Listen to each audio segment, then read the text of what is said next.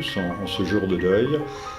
Nous présentons plus que nos condoléances à toutes les familles, à tous ceux qui ont été meurtris par ces attentats. Je pense que c'est non seulement nécessaire, mais cela doit nous permettre une réflexion plus approfondie. Donc sachez que, au sens vrai du terme, nous partageons cette douleur. En grec, sympathein, la sympathie, le partage de la peine et du deuil.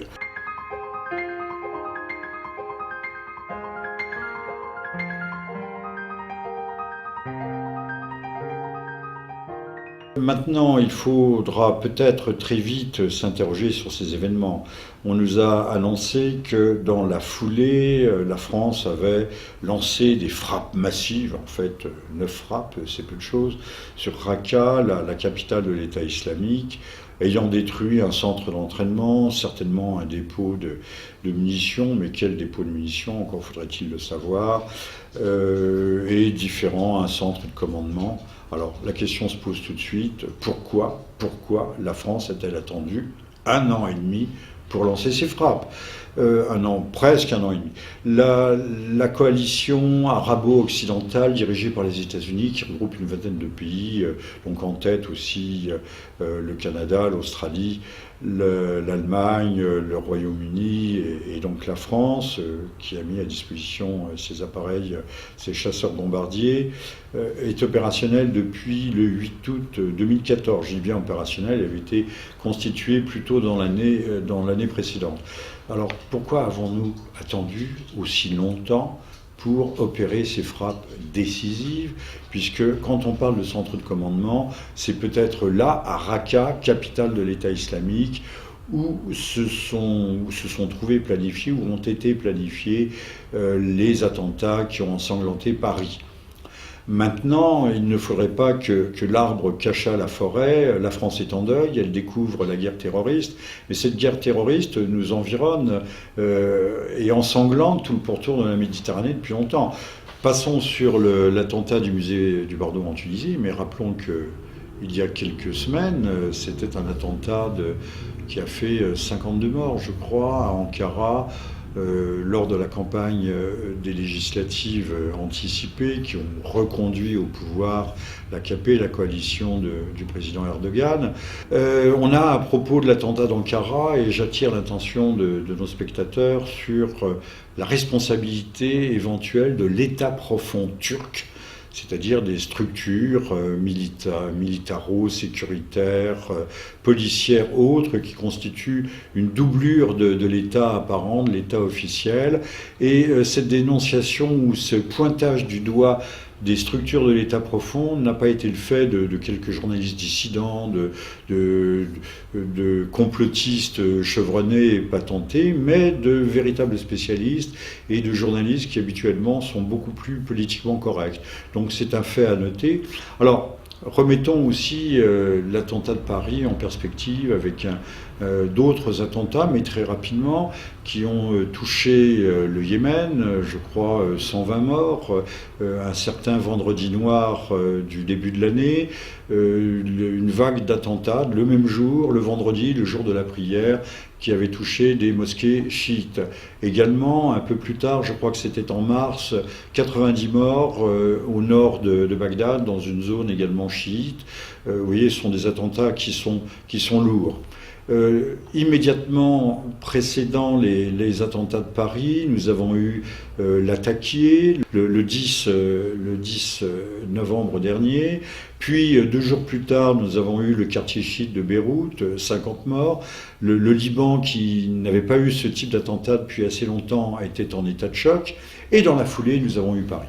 Alors il faut bien dire que tous ceux qui observent un peu les choses, au regard ne serait-ce que de cette série d'attentats qui a démarré, de super attentats qui a démarré en début d'année, dans toutes les zones de guerre guerre, les zones de conflit et périphériques, s'attendaient bien à ce que Paris soit touché à son tour. Paris ne pouvait pas être exclu du schéma de guerre terroriste qui est aujourd'hui à l'œuvre. Les États-Unis sont beaucoup plus loin, plus difficiles à mettre en œuvre. Quand le FBI, la CIA, la NSA le veulent, ils ont les moyens d'observation électronique, d'écoute, de maillage sécuritaire, des moyens que nous n'avons pas. Et puis l'Europe, nous le savons, est laxiste. Nous avons laissé entrer plus d'1 million de migrants, la main sur le cœur, avec beaucoup de pathos et de bons sentiments, mais nous savons, il y a des chiffres qui circulent, vérifiables, mais non vérifiables peut-être, mais en tout cas non vérifiés, mais qui estiment à 4000 le nombre des djihadistes qui seraient rentrés à l'occasion de ces vagues d'immigrants. Qu'a fait le gouvernement? A-t-il mis en France sous surveillance les 4, 5 000, voire 10 000 personnages, individus susceptibles de passer à l'acte? La sécurité en France est totalement laxiste, elle n'a rien fait. On a laissé à croire, mais là, Oresco référence, que l'État français attendait et a laissé faire. Je n'irai évidemment pas jusque-là, mais bien des points obscurs ont subsisté après les attentats du 7 janvier dernier contre Charlie Hebdo. On sait que des faits inexpliqués, comme par exemple la carte d'identité abandonnée des frères Kouachi, qu'on retrouve aujourd'hui d'ailleurs avec un passeport syrien tombé du ciel, un peu comme le passeport qui était tombé des débris de l'écroulement de la tour du World Trade Center, des tours jumelles, et qu'au milieu des flaques d'acier en fusion, on avait retrouvé tout à fait intact. Donc il y a des faits troublants, il y a des faits étranges. Ce n'est pas à moi de trancher, ce n'est pas à moi de conclure, mais chacun devrait quand même y réfléchir. Donc ces attentats, en toute logique, pouvaient être attendus. Ils étaient programmés à telle enseigne que les services médicaux se préparaient à cela. Il y a eu des exercices de répétition dans les services d'urgence et dans les services d'intervention pour grands blessés. Alors, je laisse à chacun tirer les enseignements de ce propos, mais la France, qui intervient au Proche-Orient, ne pouvait pas espérer, croire qu'elle pourrait éternellement rester étrangère à la guerre qui se livre, et que livre d'ailleurs l'État syrien contre ce qu'on appelle là-bas au Proche-Orient, au Levant, les terroristes, mais qui sont des djihadistes, des croyants dans le wahhabisme. Le wahhabisme, je le rappelle, qui est la religion officielle de l'Arabie et du Qatar, de l'Arabie saoudite. Donc, immensément de points de perplexité. L'État français n'a rien prévu, n'a rien fait. Nous laissons entrer des vagues migratoires immenses, sans contrôle spécifique, sans rétablissement de nos frontières, et alors que les frontières de Schengen a disparu, que les frontières de Schengen ont été enfoncées. Alors il y aurait beaucoup à dire. Qui a laissé passer ces vagues migratoires? Ben, évidemment, notre allié turc, Mme Merkel est allée caresser pour lui dire que nous allions reprendre, nous Européens, allions reprendre les négociations d'entrée, d'adhésion à l'Union européenne. Mais ces migrants venus soi-disant de Syrie, je signale qu'on achète un faux passeport syrien à Beyrouth, par exemple, pour 50 euros. 50 euros. La Turquie de M. Erdogan a laissé faire. Pire peut-être à laisser passer, quand je dis laisser passer, à faciliter le passage en payant des autobus, des autocars, ou en tout cas a ouvert ses frontières pour sortir. Essayez vous-même d'entrer et de sortir d'un pays, que ce soit l'espace Schengen ou que ce soit par exemple la Turquie. Vous verrez que la chose pour le Pékin moyen n'est pas si facile que cela. On a vu ces immigrés tous nantis de téléphone portable. portables, avec quels abonnements, peut-être certains avaient-ils même des téléphones satellites, se coordonnant le mouvement, ayant pris des autocars, prenant des trains qu'ils payaient, des taxis parfois, s'achetant des victuailles assez onéreuses que des marchands ambulants leur proposaient aux colonnes de réfugiés. Ce ne sont pas les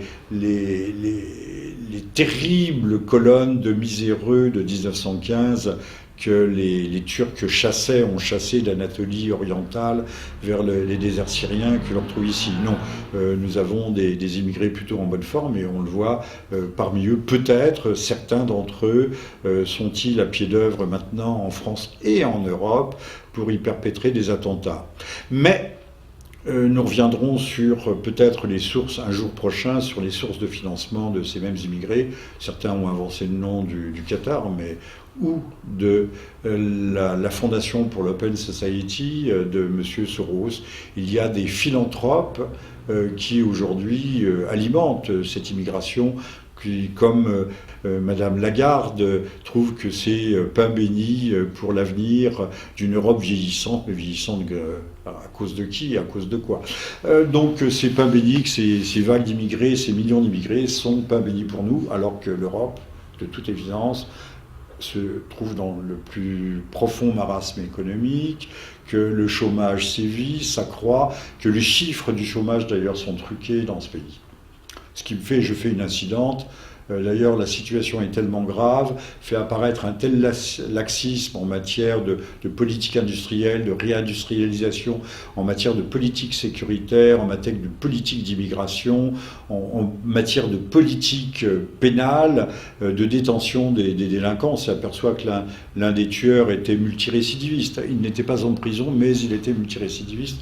Enfin, il y aurait tant et tant à dire.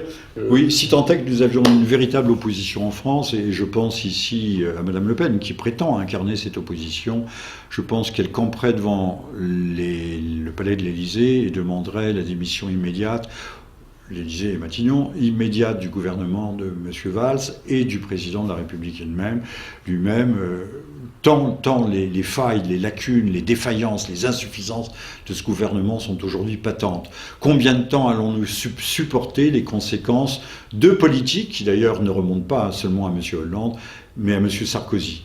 Ce qui me permet de dire ici que nous recueillons aujourd'hui la monnaie de notre pièce. Nous avons semé la tempête, nous avons semé le vent de la guerre civile, le vent de la révolte, aussi bien en Libye qu'en Syrie, et la Libye est transformée en chaos djihadiste, takfiriste, al-qaïdiste, tout ce que l'on veut, et nous avons fait de même en Syrie. Encore il y a peu de temps, M. Fabius, qui aurait dû être éjecté de son poste depuis très longtemps, nous disait qu'Al-Nosra, c'est-à-dire la version al-qaïdiste de syrienne, avait fait du bon boulot. Je ne peux pas être poursuivi par les tribunaux pour le dire, puisque ça a été publié et imprimé partout et qu'il n'y a jamais eu de démenti du Quai d'Orsay.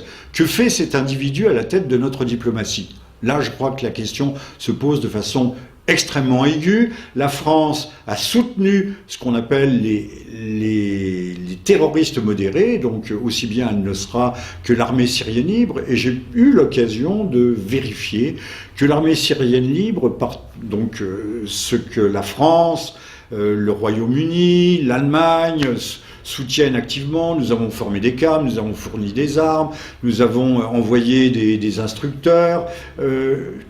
Ces gens sont tout aussi cruels, voire plus cruels encore, que les gens de Daesh, c'est-à-dire de l'État islamique. Les gens de l'État islamique égorgent avec bonne aloi, en série, individuellement, mais les autres massacrent des familles tout entières, commettent des monstruosités, mais ce sont des bons tueurs face aux mauvais tueurs. Alors expliquez-moi. Donc la France aujourd'hui est aussi malvenue de crier au haro sur les terroristes, alors qu'elle-même a soutenu ces mêmes terroristes. On continue à vouloir faire tomber Bachar el-Assad à son régime, qui était certainement un régime, pas l'homme lui-même, mais son régime était certainement corrompu, régime de parti unique, sclérosé, ayant vieilli, ayant le monopole du pouvoir. C'était vrai il y a 4 ans et demi, quand les révoltes entretenues, soutenues, suscitées par l'Occident se sont déclenchées.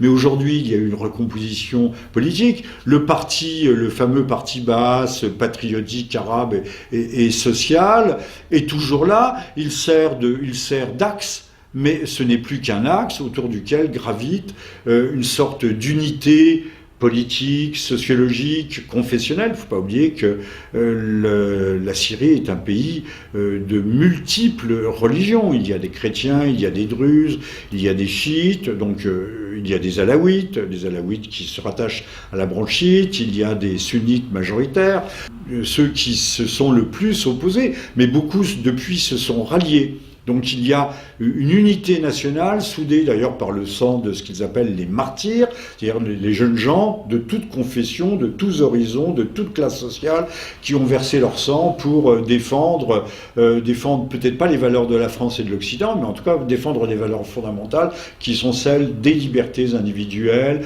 du droit de chacun à exercer sa confession. Nous avons là-bas une sorte de laïcité réelle et authentique, qui n'est pas une laïcité à géométrie variable comme chez nous, où une communauté est favorisée par opposition ou par rapport à une autre, et pour le plus grand désagrément de tous, une fausse laïcité qui est aussi à l'occasion un athéisme militant, voire un athéisme fanatique de la part de nos autorités publiques. 10 Rafale et Mirage partis des Émirats Arabes Unis et de Jordanie pour frapper effectivement la capitale de l'État islamique, Raqqa. C'est là où sont les dirigeants de Raqqa, c'est là où sont les centres d'entraînement, c'est là où étaient prisonniers les otages français. Revenons-en au bombardement massif d'hier et de la nuit dernière de la part des Français. Nous avons mis en jeu toute notre force de feu. Mais pourquoi ne l'avons-nous pas fait plus tôt ? Pourquoi n'avons-nous pas détruit les dépôts de munitions, les centres d'entraînement et surtout de commandement, ce que nous voulons faire? Pourquoi avons-nous attendu plus d'1 an?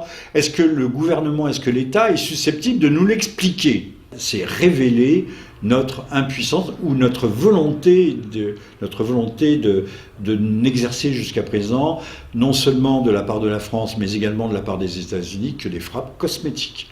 Donc notre lutte contre Daesh, l'État islamique, était une lutte, utilisons ce mot populaire, voire vulgaire, une lutte bidon. Alors maintenant, peut-être allons-nous nous y mettre, mais il est grand temps. La première chose peut-être à faire serait d'unir toutes les forces, et il y a un certain nombre de parlementaires français dont les voix commencent à s'élever, qui demandent à ce qu'on cesse la guerre larvée contre le régime syrien et qu'on unisse nos forces. C'est ce qu'ont fait les Russes. Les Russes bombardent, mais en fait assurent un appui aérien à des forces au sol qui sont des forces combinées.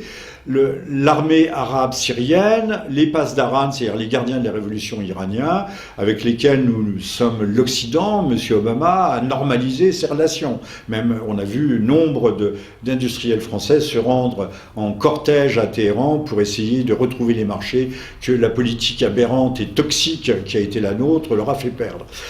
Mais également le Hezbollah, membre du gouvernement, partie prenante du gouvernement, présent à la Chambre des députés libanais, qu'on présente ici toujours comme des terroristes. Enfin, en tout cas, terroristes peut-être, mais c'est eux qui, comme nous, ont été victimes du terrorisme 2 jours après le fameux attentat de l'attaqué, dans leur quartier chic, au cœur du quartier chic, dans un quartier populaire. Ce sont là aussi des civils, comme en France, de malheureuses gens innocentes qui ont été touchés, blessés, meurtris, tués. Donc le Hezbollah, il faudrait peut-être là aussi essayer d'être un peu lucide, de regarder les choses telles qu'elles sont, de ne pas épouser toujours la terminologie israélienne, ça ne serait pas forcément plus mal, et ça ne serait pas forcément faire tort à Israël que d'appeler les choses par leur nom et les mouvements par leur nom. Le Hezbollah est un mouvement politique de résistance, certes, qui résiste dans le sud Liban aux avancées, aux menées d'Israël. Ce n'est pas notre problème, c'est un problème local, du Levant, mais ça devient notre problème dès lors que nous empêchons d'avoir des relations normales avec des gens qui sont des interlocuteurs normaux et qui luttent aujourd'hui pour eux-mêmes, pour le Liban, pour la Syrie, mais également pour nous, pour nos libertés qui sont en première ligne dans la lutte contre le terrorisme. Alors pour nous résumer, eh bien, nous récoltons ce que nous avons semé. Nous avons soutenu les terroristes dits modérés, mais qui sont de vrais terroristes tout court, des islamistes. Alors l'armée syrienne libre, c'est peut-être la faction réformiste des frères musulmans, mais enfin les frères musulmans, à l'occasion, s'identifient parfaitement aux wahhabites de l'État islamique, ou al-Qaïdisme, mais al-Qaïdisme n'est qu'une variante rivale de l'État islamique, de Daesh. Nous les avons, je dis bien, armés, soutenus, entretenus, que ce soit en Jordanie ou dans des camps de l'OTAN. Enfin, de l'OTAN, je me comprends, d'un pays appartenant à l'OTAN, à savoir la Turquie, les convois de ravitaillement passés par la Turquie, le pétrole de Daesh qui permet de se financer passe par la Turquie, certaines quantités arrivant jusqu'à destination en Europe. Tout le monde a fermé les yeux, à la fois sur ces exportations de pétrole, mais également sur le rôle délétère de la Turquie. On a saisi à la frontière des armes et autres ingrédients de la guerre à outrance et de la guerre terroriste. Les gendarmes qui avaient saisi à la frontière turque, s'entend, syro-turque, qui avaient saisi ces matériels ont été traînés devant les tribunaux turcs pour trahison. Il y avait eu des imbroglios montrant qu'il y a une partie de l'État turc, je parlais tout à l'heure, j'évoquais l'État profond, une partie de l'État turc qui joue un jeu innommable, inqualifiable, mais connu de la France, connu de l'Angleterre, connu de l'Allemagne, connu a fortiori des États-Unis, mais que nous tolérons, que nous laissons faire. Donc comment peut-on continuer à espérer prévenir la menace terroriste en menant ce terrifiant double jeu? D'un côté, on soutient les terroristes, de l'autre côté, on veut les condamner et les empêcher de venir ici. Mais nous sommes rattrapés, non pas par nos erreurs, mais par nos crimes. Parce que c'est déjà un crime contre la pensée que de mener cette politique. On a vu ce que ça a donné en Libye. Monsieur Sarkozy avait sa guerre. Chaque chef d'État aujourd'hui veut sa guerre. Monsieur BHL exultait, triomphait, jubilait. Il avait épargné à la Libye un bain de sang, mais le bain de sang a été double, triple, quadruple. Et la Libye, qui constituait un rempart à l'immigration sub-africaine, ce rempart ayant été détruit, nous sommes aujourd'hui envahis, nous avons vu ce que cela donne à Lampedusa. Il ne faut pas regarder les éléments par le gros bout de la lorgnette, c'est-à-dire en tout petit.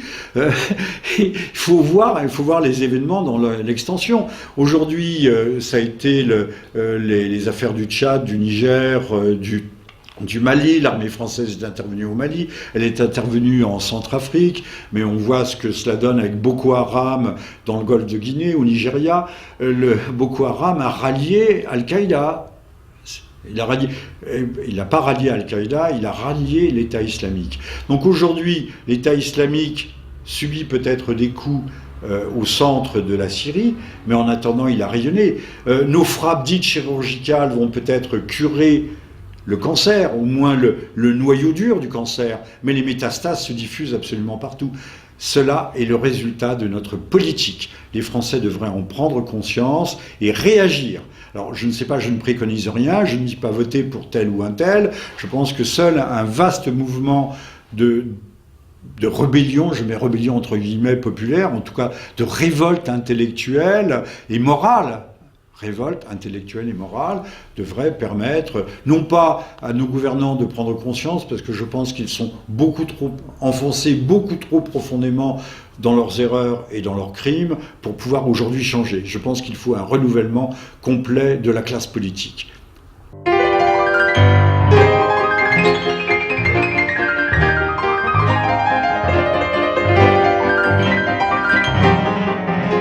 S'il n'y a pas cette prise de conscience, non pas du gouvernement, mais des Français eux-mêmes, ces attentats vont se poursuivre. Bien sûr, il y a eu un séisme, mais derrière le séisme, il y a toujours ce qu'on appelle des répliques. Le terrorisme non pas, c'est pas un épisode exceptionnel, c'est maintenant, le terrorisme est à pied d'œuvre, c'est une guerre terroriste, et maintenant le glas a commencé à sonner.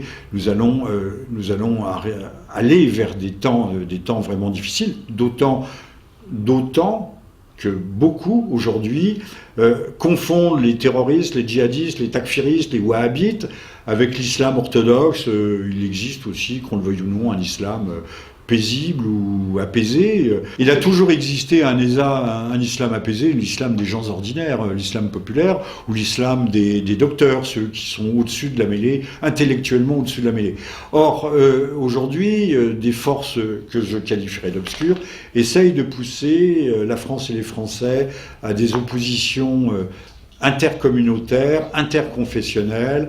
Non pas que la France bascule du jour au lendemain dans une guerre civile, les conditions ne sont évidemment pas réunies, mais on a déjà vu en Allemagne, je crois, en France même, en Bretagne, des musulmans se faire molester. Les musulmans qui sont là n'y sont pas pour grand-chose. La France a ouvert ses portes, a encouragé l'immigration.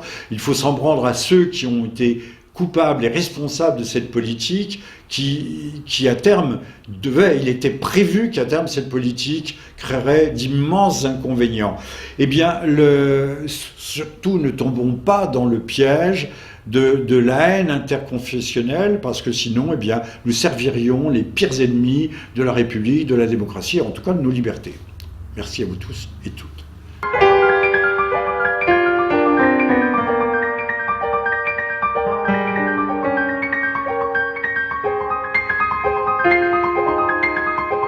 Essayez vous-même d'entrer et de sortir d'un pays, que ce soit l'espace Schengen ou que ce soit par exemple la Turquie. Vous verrez que la chose pour le Pékin moyen n'est pas si facile que cela. On a vu ces immigrés tous nantis de téléphone portable, avec quels abonnements, peut-être certains avaient-ils même des téléphones satellites, se coordonnant le mouvement, ayant pris des autocars, prenant des trains qu'ils payaient, des taxis parfois, s'achetant des victuailles assez onéreuses que des marchands ambulants leur proposaient aux colonnes de réfugiés. Ce ne sont pas les terribles colonnes de miséreux de 1915 que les Turcs ont chassé d'Anatolie orientale vers les déserts syriens que l'on trouve ici. Non, nous avons des immigrés plutôt en bonne forme, et on le voit parmi eux. Peut-être certains d'entre eux sont-ils à pied d'œuvre maintenant en France et en Europe pour y perpétrer des attentats. Mais nous reviendrons sur peut-être les sources, un jour prochain, sur les sources de financement de ces mêmes immigrés. Certains ont avancé le nom du Qatar, ou de la Fondation pour l'Open Society de M. Soros. Il y a des philanthropes qui aujourd'hui alimentent cette immigration, qui, comme Madame Lagarde, trouve que c'est pain béni pour l'avenir d'une Europe vieillissante, mais vieillissante à cause de qui, à cause de quoi. Donc c'est pain béni que ces vagues d'immigrés, ces millions d'immigrés sont pain béni pour nous, alors que l'Europe, de toute évidence, se trouve dans le plus profond marasme économique, que le chômage sévit, s'accroît, que les chiffres du chômage d'ailleurs sont truqués dans ce pays. Ce qui me fait, je fais une incidente, d'ailleurs la situation est tellement grave, fait apparaître un tel laxisme en matière de politique industrielle, de réindustrialisation, en matière de politique sécuritaire, en matière de politique d'immigration, en matière de politique pénale, de détention des délinquants. On s'aperçoit que l'un des tueurs était multirécidiviste. Il n'était pas en prison, mais il était multirécidiviste. Enfin, il y aurait tant et tant à dire. Oui, si tant est que nous avions une véritable opposition en France, et je pense ici à Madame Le Pen, qui prétend incarner cette opposition. Je pense qu'elle camperait devant le palais de l'Élysée et demanderait la démission immédiate, l'Élysée et Matignon, immédiate du gouvernement de M. Valls et du président de la République lui-même. Tant les failles, les lacunes, les défaillances, les insuffisances de ce gouvernement sont aujourd'hui patentes. Combien de temps allons-nous supporter les conséquences de politiques qui d'ailleurs ne remontent pas seulement à M. Hollande, mais à M. Sarkozy? Ce qui me permet de dire ici que nous recueillons aujourd'hui la monnaie de notre pièce. Nous avons semé la tempête, nous avons semé le vent de la guerre civile, le vent de la révolte, aussi bien en Libye qu'en Syrie. Et la Libye est transformée en chaos djihadiste, takfiriste, al-qaïdiste, tout ce que l'on veut.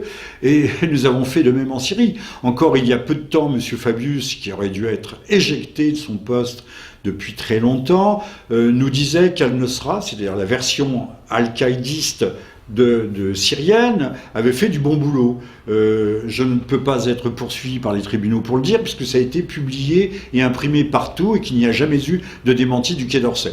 Que fait cet individu à la tête de notre diplomatie ? Là, je crois que la question se pose de façon extrêmement aiguë. La France a soutenu ce qu'on appelle les terroristes modérés, donc aussi bien Al-Nosra que l'armée syrienne libre, et j'ai eu l'occasion de vérifier que l'armée syrienne libre, donc ce que la France, le Royaume-Uni, l'Allemagne soutiennent activement. Nous avons formé des cadres, nous avons fourni des armes, nous avons envoyé des instructeurs. Ces gens sont tout aussi cruels, voire plus cruels encore, que les gens de Daesh, c'est-à-dire de l'État islamique. Les gens de l'État islamique égorgent avec bonne aloi, en série, individuellement, mais les autres massacrent des familles tout entières, commettent des monstres. Tous ceux qui observent un peu les choses, au regard ne serait-ce que de cette série d'attentats qui a démarré, de super attentats qui a démarré en début d'année, dans toutes les zones de guerre, les zones de conflit et périphériques. On s'attendait bien à ce que Paris soit touché à son tour. Paris ne pouvait pas être exclu du schéma de guerre terroriste qui est aujourd'hui à l'œuvre. Les États-Unis sont beaucoup plus loin, plus difficiles à mettre en œuvre. Quand le FBI, la CIA, la NSA le veulent, ils ont les moyens d'observation électronique, d'écoute, de maillage sécuritaire, des moyens que nous n'avons pas. Et puis l'Europe, nous le savons, est laxiste. Nous avons laissé entrer plus d'1 million de migrants, la main sur le cœur, avec beaucoup de pathos et de bons sentiments, mais nous savons, il y a des chiffres qui circulent, vérifiables, mais non vérifiables peut-être, mais en tout cas non vérifiés, mais qui estiment à 4000 le nombre des djihadistes qui seraient rentrés à l'occasion de ces vagues d'immigrants. Qu'a fait le gouvernement ? A-t-il mis en France sous surveillance les 4, 5 000, voire 10 000 personnages, individus susceptibles de passer à l'acte? La sécurité en France est totalement laxiste, elle n'a rien fait. On a laissé à croire, mais là, Oresco référence, que l'État français attendait et a laissé faire. Je n'irai évidemment pas jusque-là, mais bien des points obscurs ont subsisté après les attentats du 7 janvier dernier contre Charlie Hebdo. On sait que des faits inexpliqués, comme par exemple la carte d'identité abandonnée des frères Kouachi, qu'on retrouve aujourd'hui d'ailleurs avec un passeport syrien tombé du ciel, un peu comme le passeport qui était tombé des débris de l'écroulement de la tour du World Trade Center, des tours jumelles, et qu'au milieu des flaques d'acier en fusion, on avait retrouvé tout à fait intact. Donc il y a des faits troublants, il y a des faits étranges. Ce n'est pas à moi de trancher, ce n'est pas à moi de conclure, mais chacun devrait quand même y réfléchir. Donc ces attentats, en toute logique, pouvaient être attendus. Ils étaient programmés à telle enseigne que les services médicaux se préparaient à cela. Il y a eu des exercices de répétition dans les services d'urgence et dans les services d'intervention pour grands blessés. Alors, je laisse à chacun tirer les enseignements de ce propos, mais la France, qui intervient au Proche-Orient, ne pouvait pas espérer, croire qu'elle pourrait éternellement rester étrangère à la guerre qui se livre et que livre d'ailleurs l'État syrien contre ce qu'on appelle là-bas au Proche-Orient, au Levant, les terroristes, mais qui sont des djihadistes, des croyants dans le wahhabisme. Le wahhabisme, je le rappelle, qui est la religion officielle de l'Arabie et du Qatar, de l'Arabie saoudite. Donc, immensément de points de perplexité. L'État français n'a rien prévu, n'a rien fait. Nous laissons entrer des vagues migratoires immenses, sans contrôle spécifique, sans rétablissement de nos frontières, et alors que les frontières de Schengen a disparu, que les frontières de Schengen ont été enfoncées. Alors il y aurait beaucoup à dire. Qui a laissé passer ces vagues migratoires? Ben, évidemment, notre allié turc, Mme Merkel est allée caresser pour lui dire que nous allions reprendre, nous Européens, allions reprendre les négociations d'entrée, d'adhésion à l'Union européenne. Mais ces migrants venus soi-disant de Syrie, je signale qu'on achète un faux passeport syrien à Beyrouth, par exemple, pour 50 euros. 50 euros. La Turquie de M. Erdogan a laissé faire.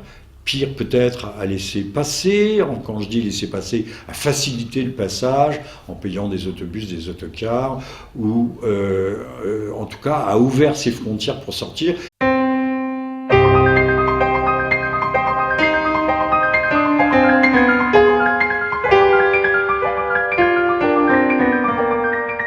Oui, bonjour à toutes et à tous. En ce jour de deuil, nous présentons plus que nos condoléances à toutes les familles, à tous ceux qui ont été meurtris par ces attentats. Je pense que c'est non seulement nécessaire, mais cela doit nous permettre une réflexion plus approfondie. Donc sachez que, au sens vrai du terme, nous partageons cette douleur. En grec, sympathein, la sympathie, le partage de la peine et du deuil.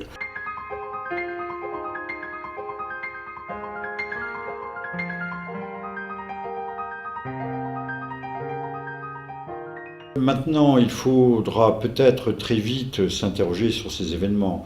On nous a annoncé que dans la foulée, la France avait lancé des frappes massives, en fait 9 frappes, c'est peu de choses, sur Raqqa, la capitale de l'État islamique, ayant détruit un centre d'entraînement, certainement un dépôt de munitions, mais quel dépôt de munitions, encore faudrait-il le savoir, et un centre de commandement. Alors la question se pose tout de suite, pourquoi la France a-t-elle attendu 1 an et demi pour lancer ses frappes? Presque un an et demi. La coalition arabo-occidentale dirigée par les États-Unis, qui regroupe une vingtaine de pays, donc en tête aussi le Canada, l'Australie, l'Allemagne, le Royaume-Uni et donc la France, qui a mis à disposition ses appareils, ses chasseurs bombardiers, est opérationnelle depuis le 8 août 2014. Je dis bien opérationnelle, elle avait été constituée plutôt dans l'année précédente. Alors pourquoi avons-nous attendu aussi longtemps pour opérer ces frappes décisives, puisque quand on parle de centre de commandement, c'est peut-être là, à Raqqa, capitale de l'État islamique, où se sont trouvés planifiés, où ont été planifiés les attentats qui ont ensanglanté Paris. Maintenant, il ne faudrait pas que l'arbre cachât la forêt. La France est en deuil, elle découvre la guerre terroriste, mais cette guerre terroriste nous environne et ensanglante tout le pourtour de la Méditerranée depuis longtemps. Passons sur l'attentat du musée du Bordeaux en Tunisie, mais rappelons qu'il y a quelques semaines, c'était un attentat qui a fait 52 morts, je crois, à Ankara, lors de la campagne des législatives anticipées qui ont reconduit au pouvoir l'AKP, la coalition du président Erdogan. On a, à propos de l'attentat d'Ankara, et j'attire l'attention de nos spectateurs sur la responsabilité éventuelle de l'État profond turc, c'est-à-dire des structures militaro-sécuritaires, policières, autres, qui constituent une doublure de l'État apparent, de l'État officiel. Et cette dénonciation ou ce pointage du doigt des structures de l'État profond n'a pas été le fait de quelques journalistes dissidents, de complotistes chevronnés et patentés, mais de véritables spécialistes et de journalistes qui habituellement sont beaucoup plus politiquement corrects. Donc c'est un fait à noter. Alors, remettons aussi l'attentat de Paris en perspective avec d'autres attentats, mais très rapidement, qui ont touché le Yémen, je crois 120 morts, un certain vendredi noir du début de l'année, une vague d'attentats le même jour, le vendredi, le jour de la prière, qui avait touché des mosquées chiites. Également, un peu plus tard, je crois que c'était en mars, 90 morts au nord de Bagdad, dans une zone également chiite. Vous voyez, ce sont des attentats qui sont lourds. Immédiatement précédant les attentats de Paris, nous avons eu l'Attaquié le 10 novembre dernier. Puis 2 jours plus tard, nous avons eu le quartier chiite de Beyrouth, 50 morts. Le Liban, qui n'avait pas eu ce type d'attentat depuis assez longtemps, était en état de choc. Et dans la foulée, nous avons eu Paris. Alors, il faut bien dire curiosité, mais ce sont des bons tueurs face aux mauvais tueurs. Alors expliquez-moi. Donc la France aujourd'hui est aussi malvenue de crier au haro sur les terroristes, alors qu'elle-même a soutenu ces mêmes terroristes. On continue à vouloir faire tomber Bachar el-Assad à son régime, qui était certainement un régime, pas l'homme lui-même, mais son régime était certainement corrompu. Régime de parti unique, sclérosé, ayant vieilli, ayant le monopole du pouvoir. C'était vrai il y a 4 ans et demi, quand les révoltes entretenues, soutenues, suscitées par l'Occident se sont déclenchées.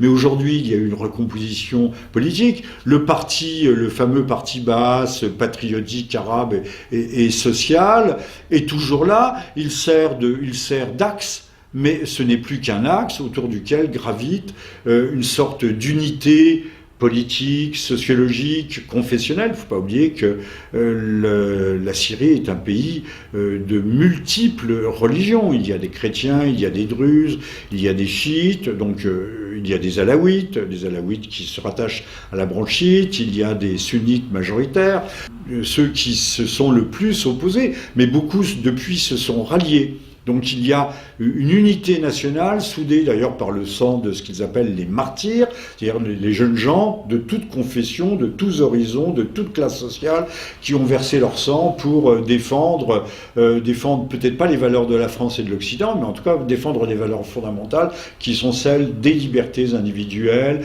du droit de chacun à exercer sa confession. Nous avons là-bas une sorte de laïcité réelle et authentique, qui n'est pas une laïcité à géométrie variable comme chez nous, où une communauté est favorisée par opposition ou par rapport à une autre, et pour le plus grand désagrément de tous, une fausse laïcité qui est aussi à l'occasion un athéisme militant, voire un athéisme fanatique de la part de nos autorités publiques.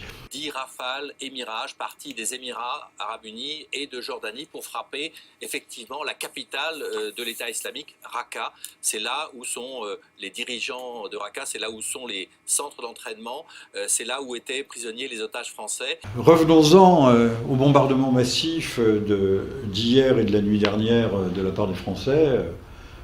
Nous avons mis en jeu toute notre force de feu.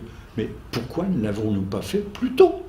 Pourquoi n'avons-nous pas détruit les dépôts de munitions, les centres d'entraînement et surtout de commandement, ce que nous voulons faire ? Pourquoi avons-nous attendu plus d'1 an ? Est-ce que le gouvernement, est-ce que l'État est susceptible de nous l'expliquer ? C'est révéler notre impuissance ou notre volonté de n'exercer jusqu'à présent, non seulement de la part de la France, mais également de la part des États-Unis, que des frappes cosmétiques.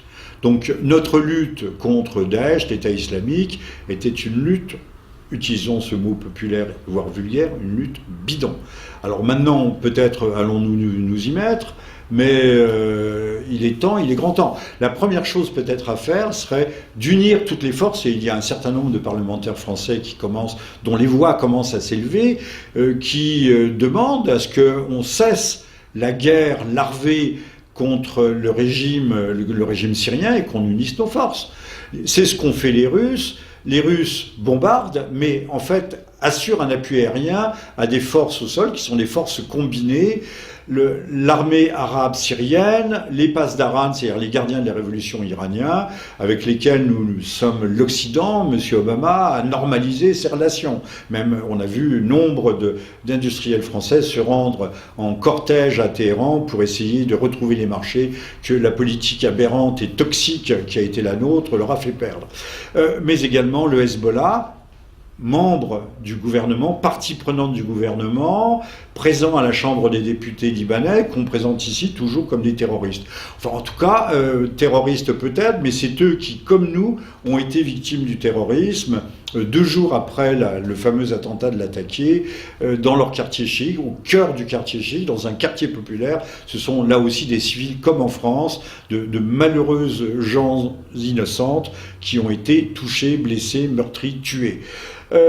Donc le Hezbollah, il faudrait peut-être là aussi essayer d'être un peu lucide, de regarder les choses telles qu'elles sont, de ne pas épouser toujours la terminologie israélienne, ça ne serait pas forcément plus mal, et ça ne serait pas forcément faire tort à Israël que d'appeler les choses par leur nom et les mouvements par leur nom. Le Hezbollah est un mouvement politique de résistance, certes, qui résiste dans le sud Liban aux avancées, aux menées d'Israël. Ce n'est pas notre problème, c'est un problème local, du Levant, mais ça devient notre problème dès lors que nous empêchons d'avoir des relations normales avec des gens qui sont des interlocuteurs normaux et qui luttent aujourd'hui pour eux-mêmes, pour le Liban, pour la Syrie, mais également pour nous, pour nos libertés qui sont en première ligne dans la lutte contre le terrorisme.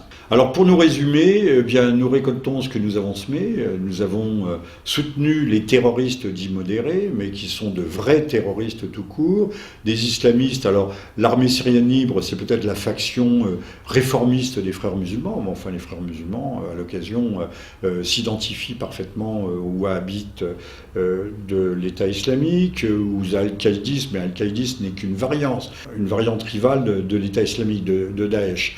Nous les avons, je dis bien, armés, soutenus, entretenus, que ce soit en Jordanie ou dans des camps de l'OTAN. Enfin, de l'OTAN, je me comprends, d'un pays appartenant à l'OTAN, à savoir la Turquie, les convois de ravitaillement passés par la Turquie, le pétrole de Daesh qui permet de se financer passe par la Turquie, certaines quantités arrivant jusqu'à destination en Europe. Tout le monde a fermé les yeux, à la fois sur ces exportations de pétrole, mais également sur le rôle délétère de la Turquie. On a saisi à la frontière des armes et autres ingrédients de la guerre à outrance et de la guerre terroriste. Les gendarmes qui avaient saisi à la frontière turque, sont syro-turcs, qui avaient saisi ces matériels ont été traînés devant les tribunaux turcs pour trahison. Il y avait eu des imbroglios montrant qu'il y a une partie de l'État turc, je parlais tout à l'heure, j'évoquais l'État profond, une partie de l'État turc qui joue un jeu innommable, inqualifiable, mais connu de la France, connu de l'Angleterre, connu de l'Allemagne, connu a fortiori des États-Unis, mais que nous tolérons, que nous laissons faire. Donc comment peut-on continuer à espérer prévenir la menace terroriste en menant ce terrifiant double jeu? D'un côté, on soutient les terroristes, de l'autre côté, on veut les condamner et les empêcher de venir ici. Mais nous sommes rattrapés, non pas par nos erreurs, mais par nos crimes. Parce que c'est déjà un crime contre la pensée que de mener cette politique. On a vu ce que ça a donné en Libye. Monsieur Sarkozy avait sa guerre. Chaque chef d'État aujourd'hui veut sa guerre. Monsieur BHL exultait, triomphait, jubilait. Il avait épargné à la Libye un bain de sang, mais le bain de sang a été double, triple, quadruple. Et la Libye, qui constituait un rempart à l'immigration sub-africaine, ce rempart ayant été détruit, nous sommes aujourd'hui envahis, nous avons vu ce que cela donne à Lampedusa. Il ne faut pas regarder les éléments par le gros bout de la lorgnette, c'est-à-dire en tout petit. Il faut voir les événements dans l'extension. Aujourd'hui, ça a été les affaires du Tchad, du Niger, du Mali. L'armée française est intervenue au Mali, elle est intervenue en Centrafrique, mais on voit ce que cela donne avec Boko Haram dans le golfe de Guinée, au Nigeria. Le Boko Haram a rallié Al-Qaïda. Il n'a pas rallié Al-Qaïda, il a rallié l'État islamique. Donc aujourd'hui, l'État islamique subit peut-être des coups au centre de la Syrie, mais en attendant, il a rayonné. Nos frappes dites chirurgicales vont peut-être curer le cancer, au moins le noyau dur du cancer, mais les métastases se diffusent absolument partout. Cela est le résultat de notre politique. Les Français devraient en prendre conscience et réagir. Alors, je ne sais pas, je ne